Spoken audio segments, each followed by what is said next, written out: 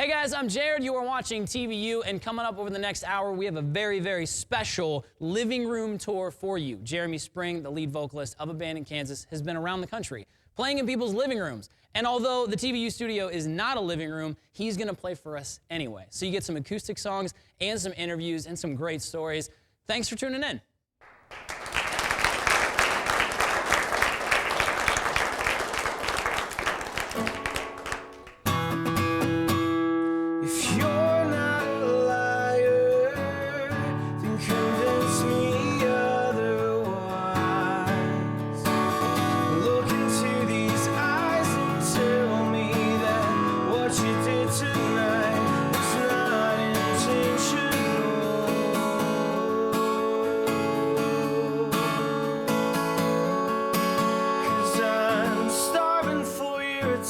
And I'm begging for your approval.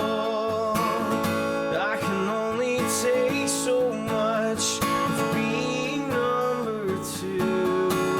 So I'll call you again and I'll hope that you pick up this time. I'm tired of standing here in line behind everything that matters to you.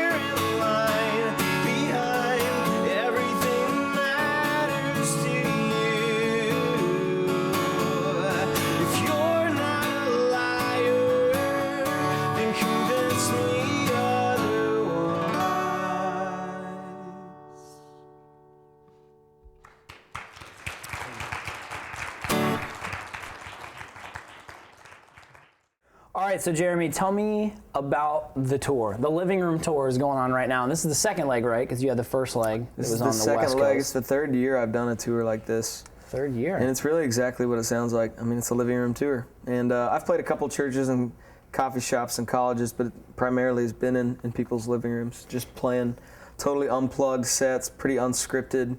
I kind of go off requests and questions and different things and just kind of wing it. But go off requests. What's the weirdest request you've gotten? Well, anytime people request me to play some song I didn't write, as if I can just play it like I'm a karaoke machine. You know, people are like, "Oh, are you familiar with this song by this guy? Could you play that for me?" And not only have I never heard of it, but of course I can't play it. Right. And then I'll tell stories about other bands we've done things with or whatever, and they're like, "Oh, can you play that one song by Relient K?"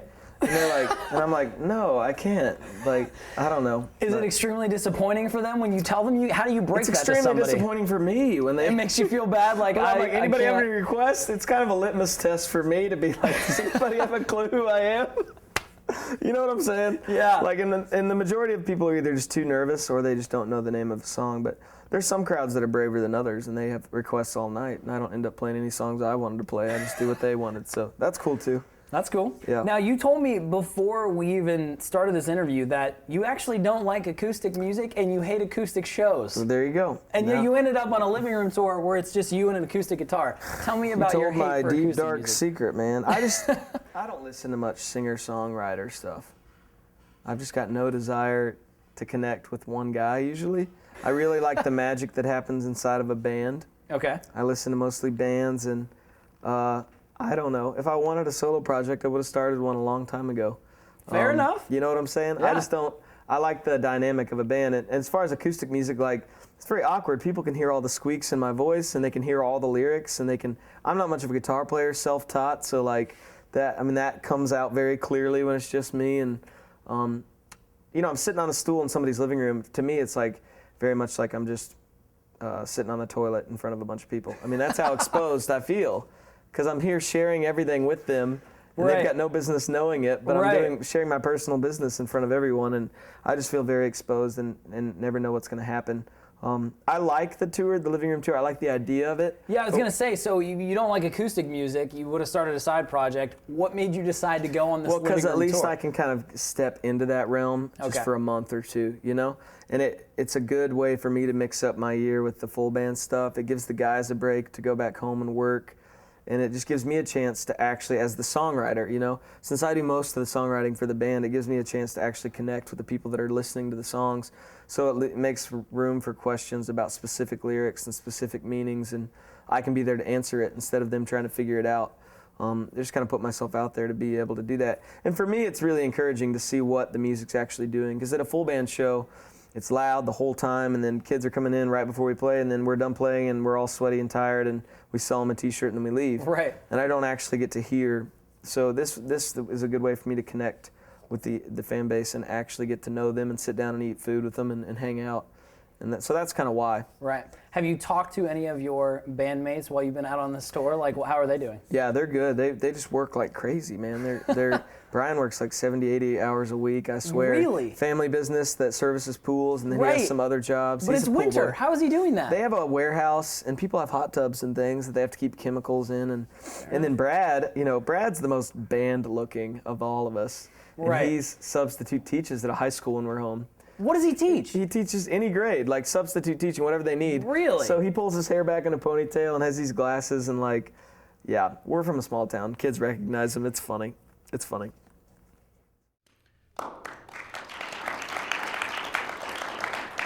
So I started this band back in college, and it was a joke. I mean, like a joke all the way around. The band name's a joke. A band in Kansas is a band in Kansas. That's the joke. We played like worship events and church camps. We would do like worship all week, and the last night they would let us do our own stuff. And my favorite band was Reliant K, so like the stuff we wrote was kind of funny and quirky, and I just didn't put a whole lot of thought into lyrics and things like that. And I went to college to play football. I was on a football scholarship. I know you find that hard to believe, but I was the kicker, so if that makes more sense. I had turned down some other schools to stay in Wichita, Kansas, where I'm from, to play football because I was dating a girl really seriously at the time, and I was sure we were going to get married. And I was going to school to be a youth pastor, and you know, music was just not the plan. It was something I did for fun. And then halfway through college, that girl dumped me out of nowhere right before I proposed. And I locked myself in my room and wrote a bunch of really sad songs. My uncle gave me this Telecaster, and I just wrote a bunch of really sad songs about that girl, and we had made enough money from the church shows and things to make a record. So we went and recorded. It was our first full length called You Build a Wall, I'll Build a Ladder, and of the 11 songs, like 8 of them are about that girl. It's if you're going through a breakup, or you're about to go through a breakup maybe, that would be your companion for that time of life. But I asked my guys to drop out of college. I graduated when the record came out. The timing just worked out perfect. And I asked Brad and Brian, they're a year younger than me, to drop out of school. And their parents will forever hate me for that. But I was working full-time at Best Buy with a blue polo shirt and everything. Quit that job, moved back home. Like, we totally cut our expenses and bought a van and trailer and hit the road. And I definitely felt like I was called to do that. But at the same time, I didn't want to be the kind of guy that says, like, here's my plans, and God said I could do it, so nobody argue with me. You know, I didn't want to use God's will as a permission slip to do whatever I want. I didn't want to make my own plans about being in a big band and then just ask God to bless it. You know, I really felt like God wanted me to do that, but we definitely took a giant risk. And this song, Heaven Come My Way, is just about answering your call, understanding that it's a huge risk, and understanding that you may not wake up every morning wanting to answer your call, but you know you're supposed to do it, and you know that that's what will fulfill you most. And this song is just kind of asking God to meet me halfway. You know, if I'm going to step out in faith and do this crazy thing with the band, like, I need you to meet me halfway. I need you to meet me in the middle. I need you to hold up your end of the deal. And so this song is just kind of a plea to God, you know, to you know, he gave me this calling. Now help me do it. So it's called Heaven Come My Way. I've always aimed higher, don't let me off the hook. And we wrote a chapter, haven't finished the book. The high road's the hard one, but doesn't it feel right?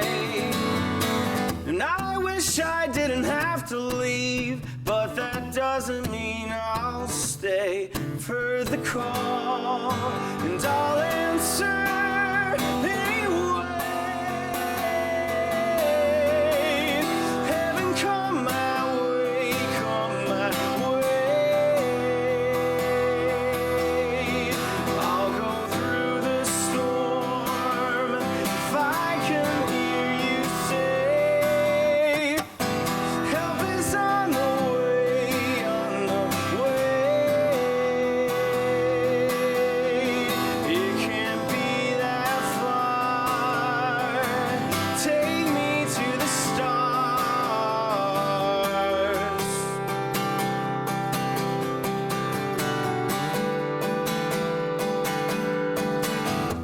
And you brought me this far, don't bid me farewell. Give me the courage to finish it well. Keep my feet moving forward and my eyes above. Heaven come my way, come my way. I'll go through the storm if I can hear you say, help is on the way, on the way. It can't be that far.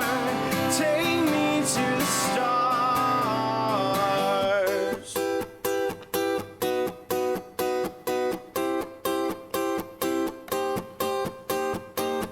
Take me where you are. Take me to the stars. Take me where you are. Oh, heaven come my way, come my way. I'll go through the storm if I can hear you say, to the stars. Oh,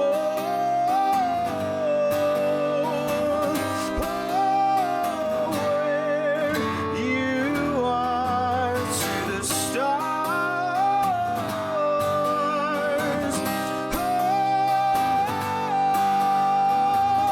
Oh, take me home where you are, to the stars. Heaven come my way.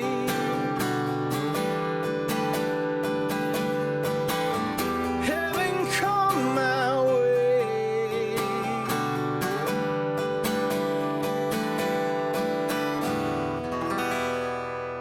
Thank you.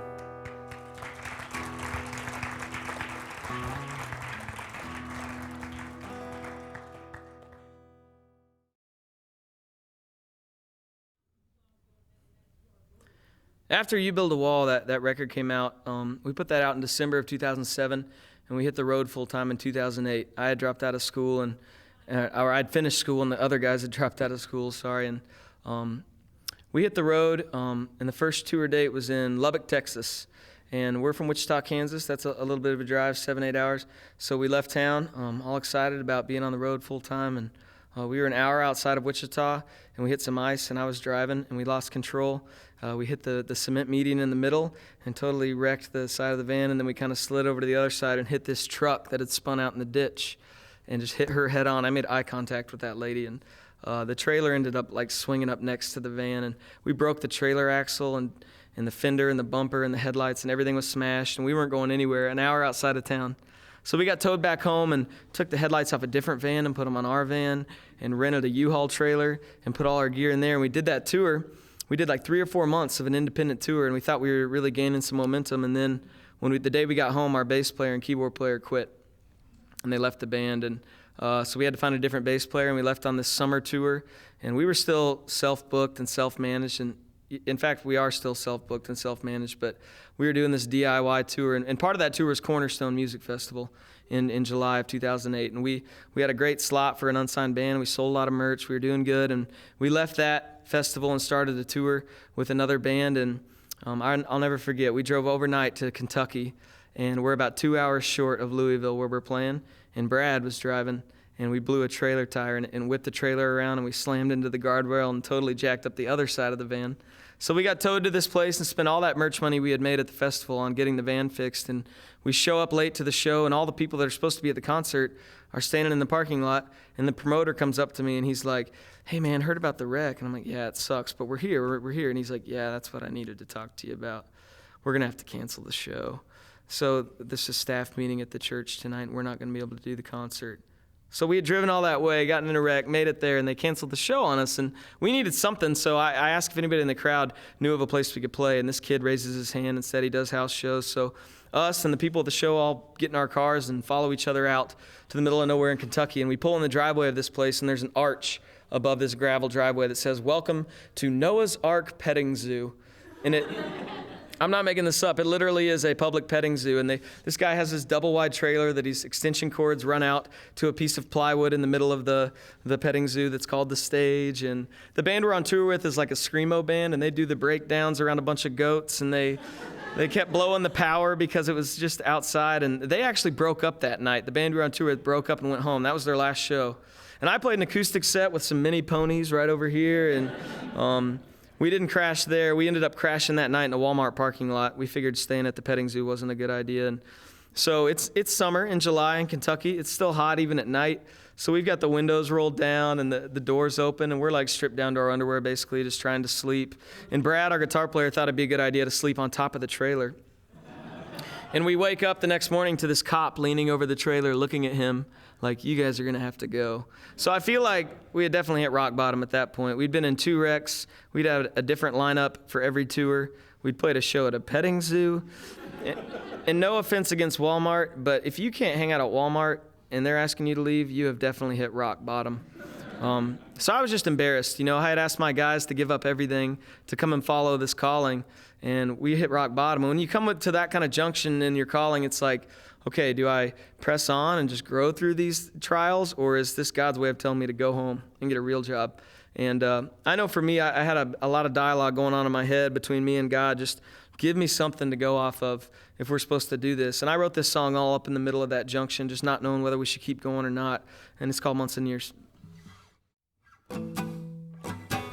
Momentum is hard to gain in this kind of rain. It's slowing us down. Not to mention the changing of faces.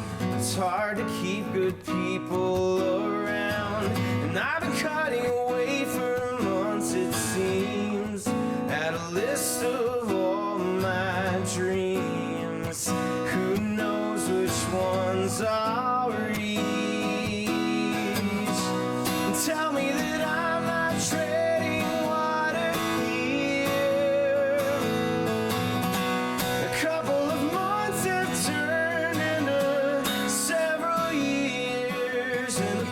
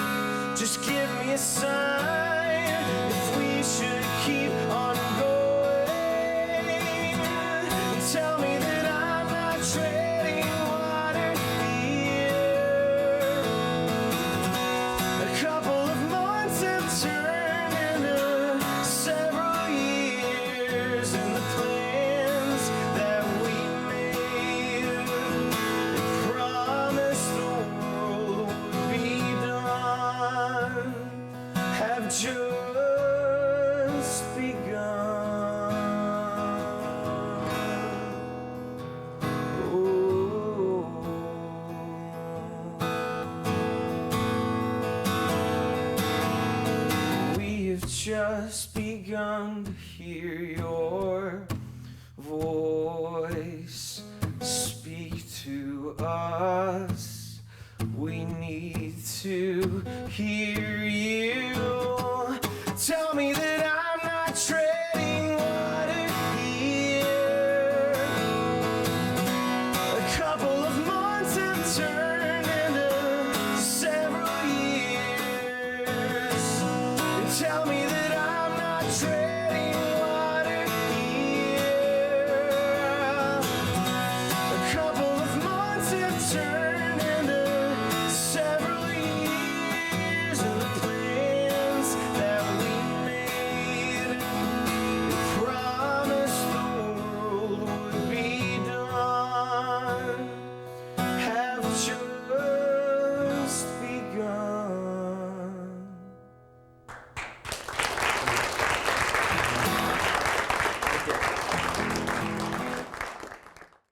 So you're out on the second leg of this living room tour. You said it's been going well. 2 questions. 1, what was the best show you've had so far? 2, what's the worst show you've had so far? Oh, man. And why, of course. You know, when you're stepping into other people's territory, these shows don't have writers. We don't work with promoters. We're not working at a professional venue. But it is fans that are booking the tour, so I know that I'll be taken care of. But it's just, you never know what you're going to get into. Right, which could make for great circumstances, So I very think, awkward I think one of the circumstances. best shows on the tour was in Arlington, Texas. And this very cute little family hosted me, sat down. We had lasagna before the show as a family. The house was all decorated for Christmas. And like 60, 70 people showed up for the concert. Whoa. And they happened to have a living room that kind of opened up one way and then into the kitchen, then also had like a balcony thing like for a hallway up in the bedroom. So like people were up there. And so people were everywhere. So just from my angle, like I wish I had a big enough camera to capture all the people, but like it was like the way the tour should go. Yeah. Like somebody was videoing some that night, and she had made a lot of snacks and cookies, and they were just great hosts. They were greeting everybody at the door, and they really knew how to throw the event. The worst shows on the tour have definitely been the ones where people are either just really nervous that I'm at their house, or they're just, the awkward ones have been where maybe like a high school age student booked the tour, but their parents weren't on board. Oh, no. And so, or you've That's got one happened. parent that's on board and the other parent's not. So one parent's like out in the living room in the mix, and the other parent's like barking orders from the living room, like, they better be taking their shoes off. And it's like, it makes it weird for me because now I feel like I've created some sort of drama. And definitely the worst show on the tour was the only one I booked at a club. Okay. And it was going to be at a show, and I worked through a promoter. He hit me up, wanted to bring the tour in, and I said, okay, I want to do it at a house, but it's your call, man. We'll do it at the club. And he canceled the show on us the day of the show because there weren't enough pre-sales. And I was like, wait, weren't enough? Were there any? And there were 15 pre-sales. Really? And I was like, the fact that 15 people pre-ordered a ticket for this kind of tour, Right. we need to do this show. And he's Right. like, nope, I'm not going to do it. So I tweeted that I need something last minute. And this girl offered her house, and I came over and played, and it was her and her friends and their kids, and like it was kind of weird. But we Right. redeemed the situation because Sure. we went out for karaoke. Okay. And I killed a Bon Jovi song at a dive bar in Utah, so redeemed. That's awesome. So when you talk about going into people's living rooms, and there could be this, it seems like to me there could be this very awkward inviting other people into our house as well, because Right. these shows are public, right? Right. Anybody can come out to these shows. You would think that would cut down on numbers. I would feel uncomfortable going to It somebody's does house to cut watch down a on numbers. show. I've noticed our fan base that comes out to a show doesn't necessarily come out to this show. Right. Because they don't know me that well, and they don't know the hosts that well, and the whole thing is just kind of sketchy. Right. So well, and you grew your mustache back. Well, so. there you go. This is mustache. But I think once people arrive and they understand the atmosphere, it's definitely not uncomfortable. Right. And I go out of my way to really be open and with people and hanging out and like make myself available You have to be, before I yeah. even start playing. And then when I start playing, really taking questions and like I cater the show to the crowd. Right. If they're a shy crowd, I'll just chug through songs. If they're a really interactive crowd, then I'll tell stories and let them kind of lead the way. So Cool. It's definitely kind of out of the box tour. I think with it being the third year, the people in the Midwest are getting used to it, and they're seeing pictures and videos. They're like, oh, I could have gone to that. So as the tour grows, I think people will begin to embrace it for sure. Yeah.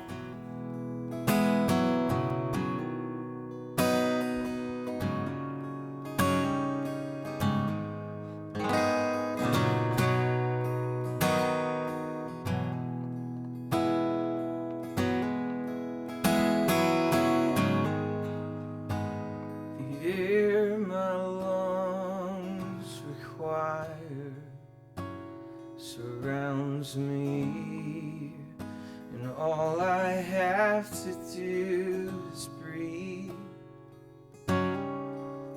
In the same way your spirit envelops me, come envelop me,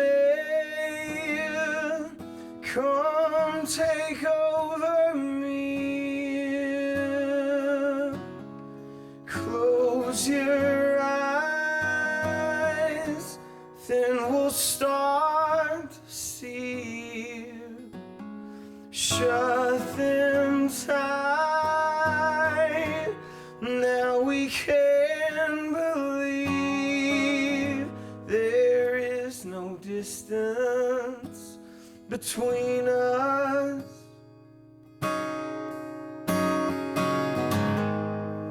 And you don't answer to time, no, but you seem galaxies away from me, and I've spent my whole life looking for a sign, a sign. Close your eyes, then we'll start to see. Shut them tight, now we can believe it's taken me so long to find out where you are, but you live in me, in me.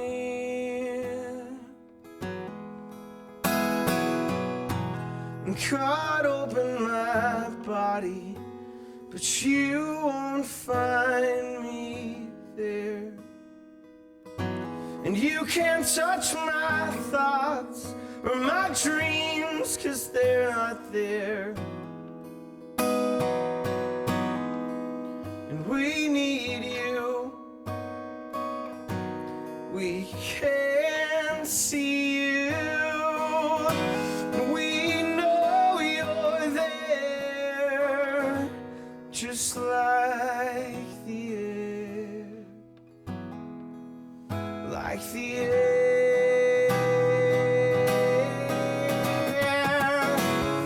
Close your eyes, then we'll start to see. Shut them tight, now we can believe it's taken me so long. It's taken me so long. It's taken me so long to find you.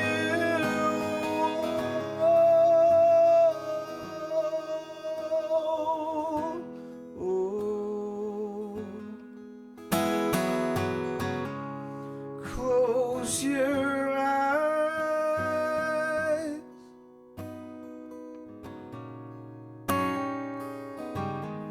shut them tight.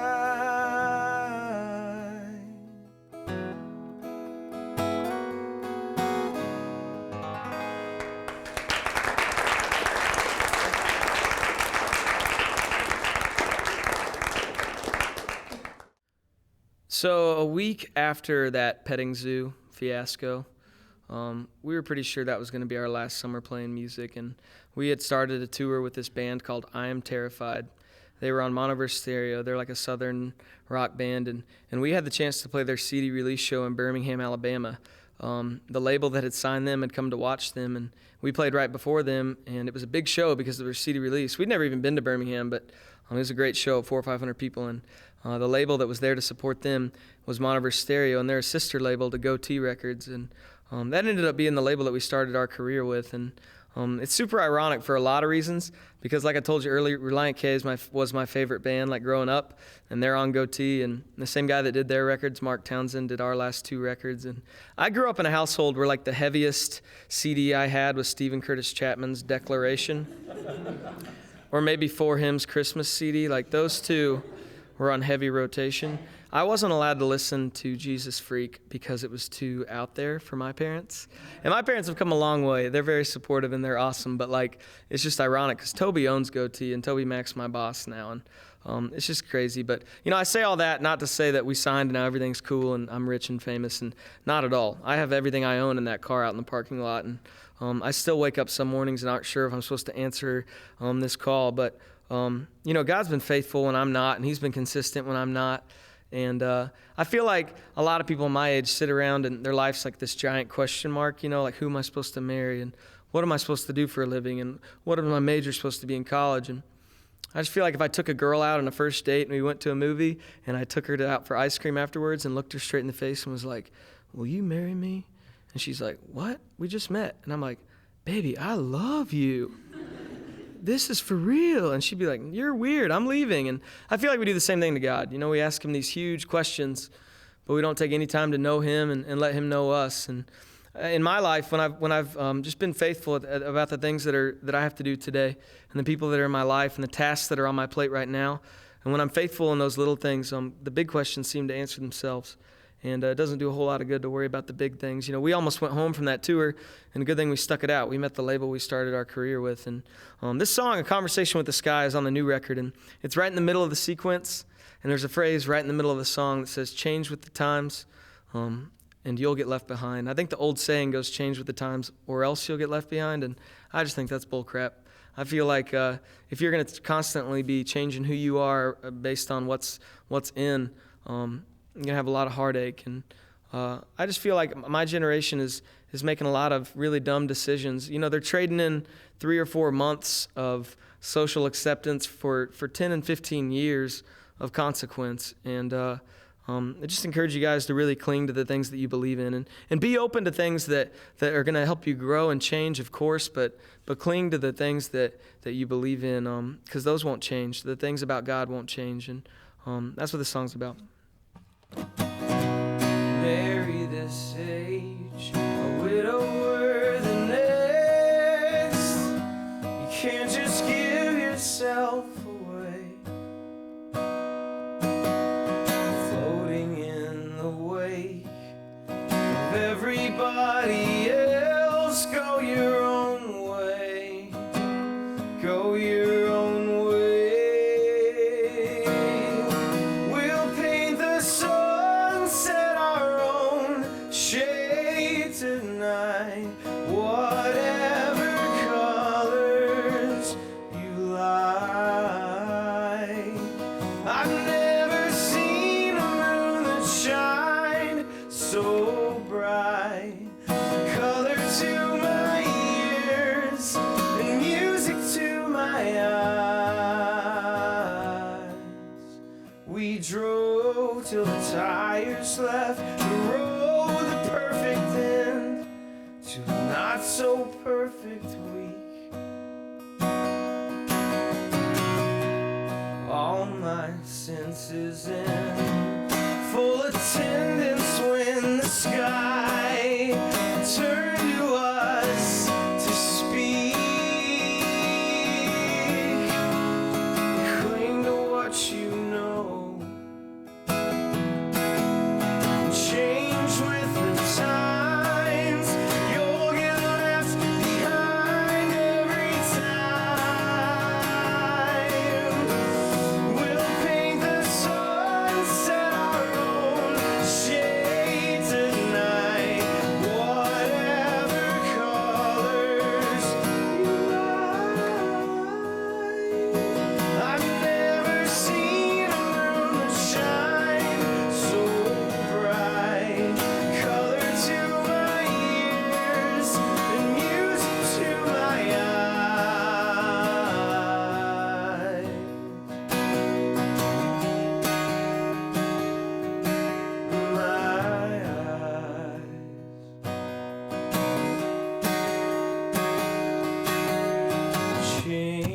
Change with the times, and you'll get left behind. Change with the times, and you'll get left behind. Change with the times, and you'll get left behind. Change,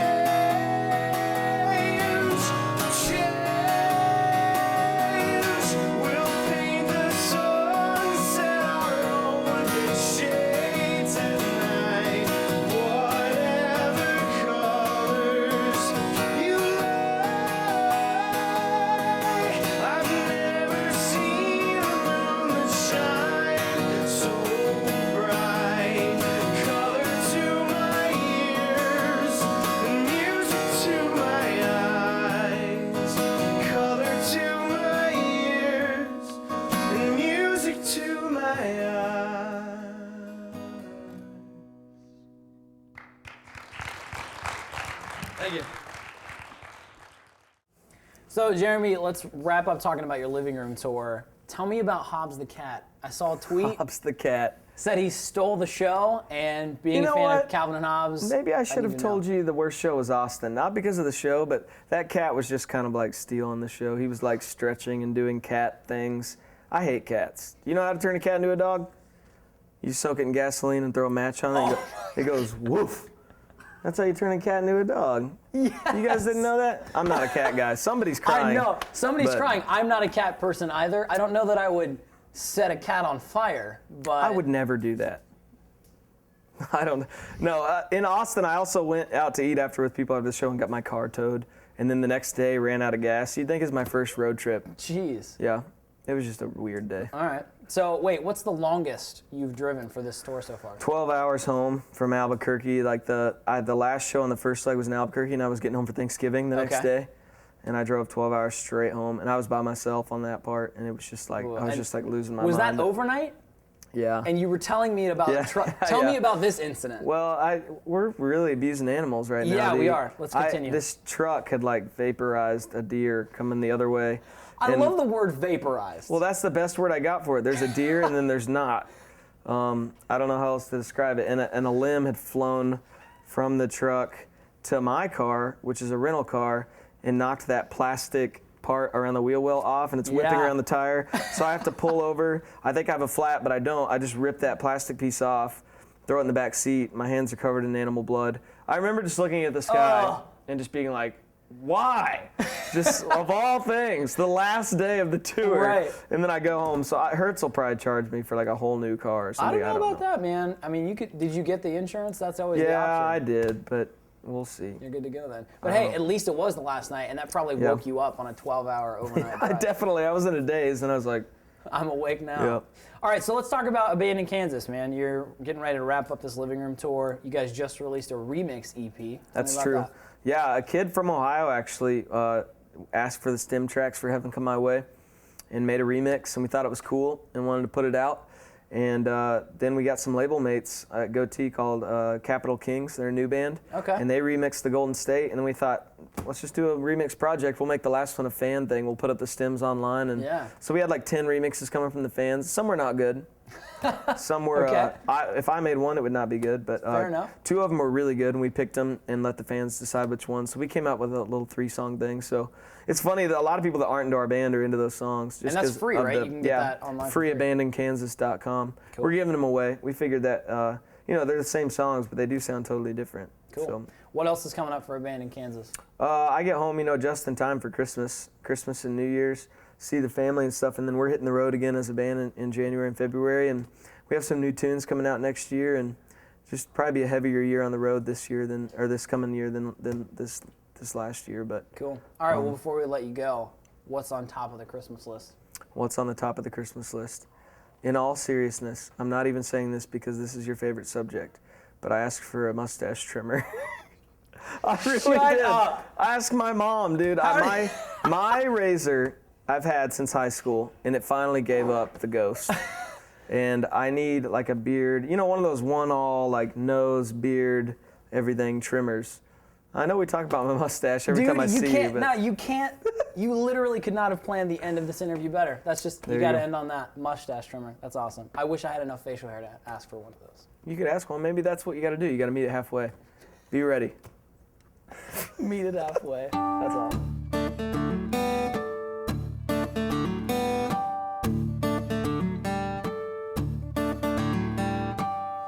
You have made us to be like you, and now we've made you one of us, and we've locked you inside this box called our minds. We're so confused, and I've been thinking about the things I think I know, and I won't know for sure until I'm home. What if it's all in my head? What if it's all in my head? What if all of this is in my head?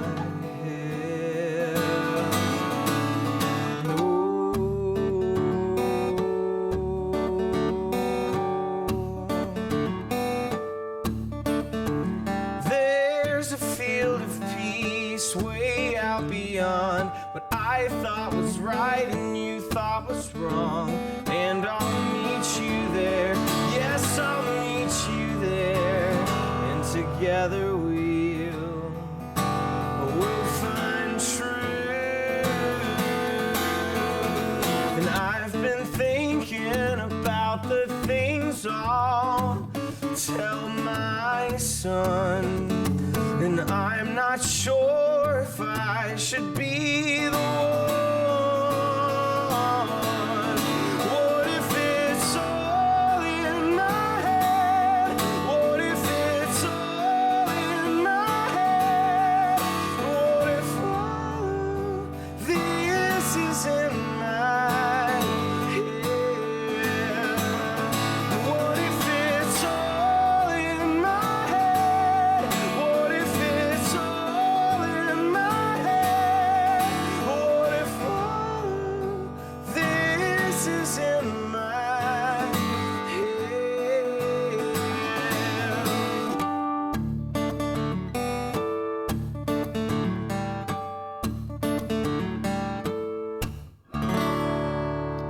Thank you.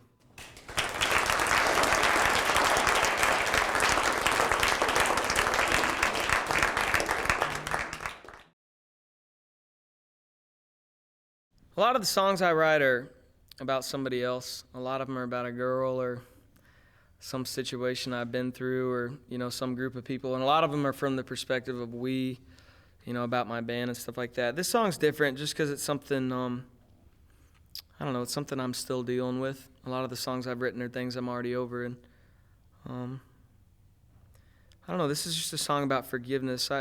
I turned 26 this year, and there's a lot of things that I don't have quite together yet that I thought I would by now. And I'm learning the hard way that spiritual growth has nothing to do with time and nothing to do with age and nothing to do with the fact that I was raised in a pastor's home and nothing to do with the degree I got and nothing to do with good intentions. I don't know. I feel like a lot of times I took that message of grace, you know, God loves you no matter what, and I took it to the bank and just kind of did whatever. And not that I had some crazy rebellious motorcycle gang type life, but I don't know, there's a lot of things that I want to be able to do in my life, and especially in my spiritual life. There's a lot of things I thought I would have down pat by now that I don't. You know, I thought I'd be involved in a local church and reading my Bible and praying a lot, and I go in spurts, but it's definitely not part of my life. And you know, there's a lot of things I was struggling with when I was 13 and 14 that I'm still dealing with. And I put a very high standard on myself, and when I don't live up to that, you know, a lot of times you carry a lot of regret. And I don't want to assume where anybody's coming from spiritually, but I think one thing we all have in common is regret. And you know, I'm not oblivious to the things you guys go through. I get too long of emails after these concerts that are waiting in my inbox with these stories from people, and I know you guys got stuff going on at home and at school and with your spouses and with your boyfriends and your girlfriends, and just the stuff going on in your head. I'm not oblivious to the kind of crap you guys are dealing with, and I don't know. I feel like a lot of our generation is confused about how faith is supposed to work, and we mess up, and then we like, God, hold on a second, I'll go get my act together, and then I'll come back, and we go off and we make all these promises and commitments, and we try to stop cussing and stop smoking and stop looking at porn and stop doing this with our girlfriend and boyfriend, and then we like kind of get in this where we're kind of on a hot streak of doing the good things, and then we come back to God and we're like, can you use me now? And that's not how grace works at all. God says very clearly that he wants to do the cleaning, and he wants to do the dirty work, and he wants to be involved in that process of transformation. And I don't know, I feel like a lot of times guilt holds us prisoner. We long after people that we've hurt have forgiven us, and long after God's forgiven us, we still kind of carry it around like we have to just deal with it for a couple more years before we can get over it. And when people probably thought we were long past certain things, we're still carrying it around. And I found in my life that sin loses a lot of power when you talk about it, and temptation loses a lot of power when you talk about it, and guilt loses a lot of power when you talk about it. I'm trying to tell my story through songs and through music, and maybe that won't be your guys' medium, but find a way to tell your story. Find a way to just be real with people and be real about where you're at. I feel like that's the only way to live. If God can't use fake people, if he can't use hypocrites, if he can't use broken people, then there's no one left for him to use. He's stuck with us, God's done some pretty radical things through my music and my band, and I certainly can't take credit for it. So this song's called The Earth Falls Asleep. It's just a song about forgiveness. Can anyone tell me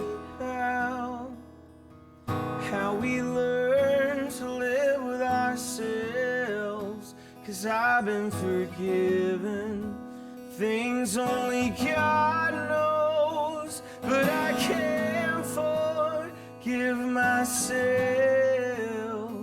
And after all of my searching, I found who I am, and it's not what I wanted, but I'm here now, and I'm broken.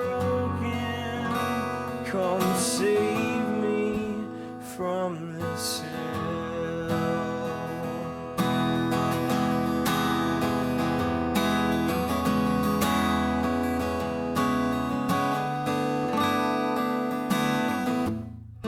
The earth falls asleep much too early for me. I close my eyes, but I can't rest. My body is tired, my mind is running from the past to the east to the west, trying to find the blame that you've already taken from me.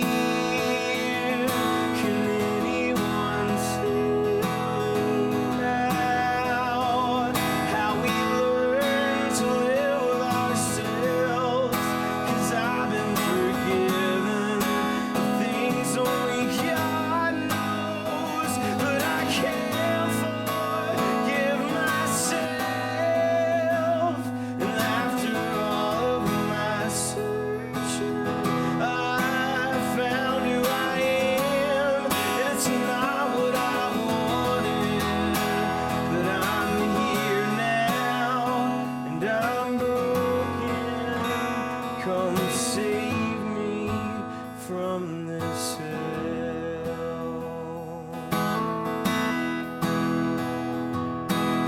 And I'm convinced that the world that we see is a curtain behind which vast realms await us, of uncharted marvels and oceans of mercy inside my Father's eyes. And the mountains are grandstands that sheets of blue sky rest upon, and peeled back with ease by your hands to reveal a glory I've never dreamed.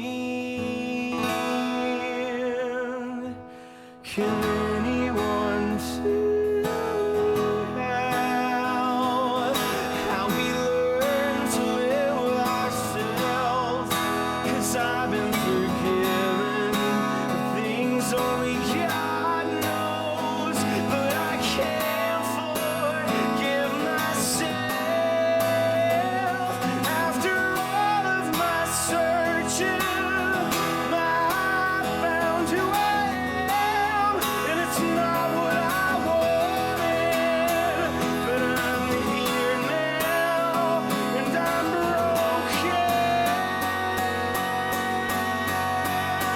I wanna pay for the things I've done and the people I've hurt and get what I deserve, but you won't let me. No, you won't let me. My hope is in the unseen. My hope is in the unseen. My hope is in the unseen. 'Cause I see no hope in me.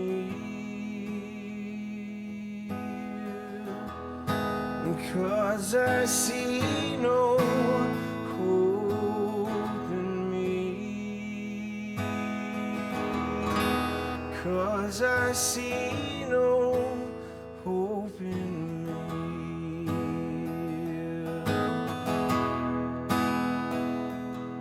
How deep the Father's love for us, how vast beyond all measure, that He would give His only Son to make a wretch His treasure.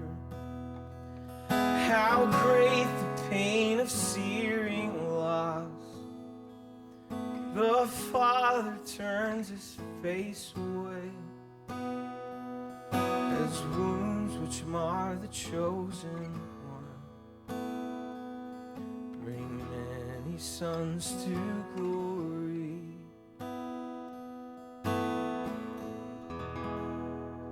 Thank you, guys.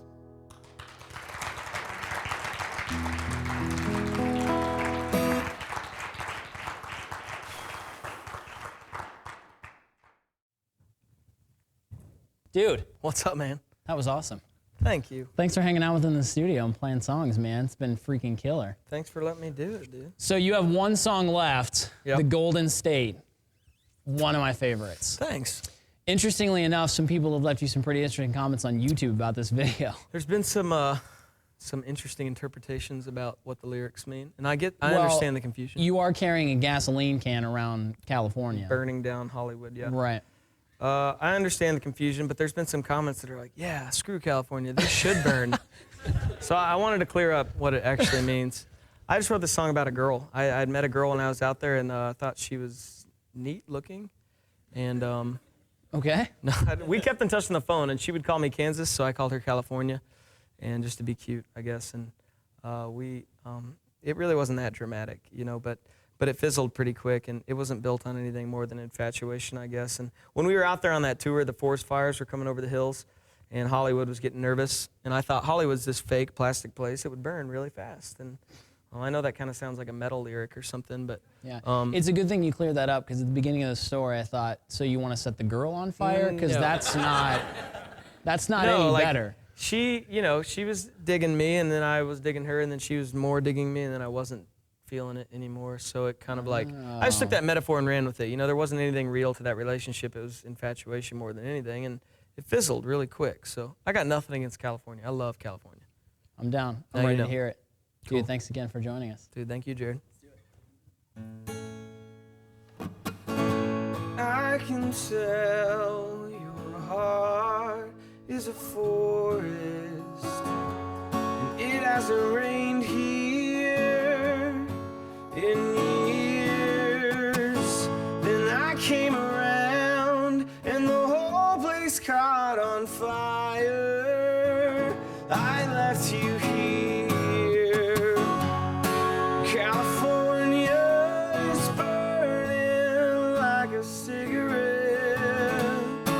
Flick the ash into the sea. California is burning, the whole state's gonna fall in if you don't stop falling for me. The sky is dark tonight in this town. All the stars are in bed or on the ground. The whole world watching to see what they will do. They ignored all the warnings, but so did you. California is burning like a cigarette. Flick the ash into the sea. California is burning, the whole state's gonna fall in if you don't stop falling for me. Oh, they live in fear 'cause the whole land is plastic, and you'll drown in tears, but I'm already past it. California is burning, the whole state's gonna fall in if you don't stop falling. California, whoa, if you don't stop falling.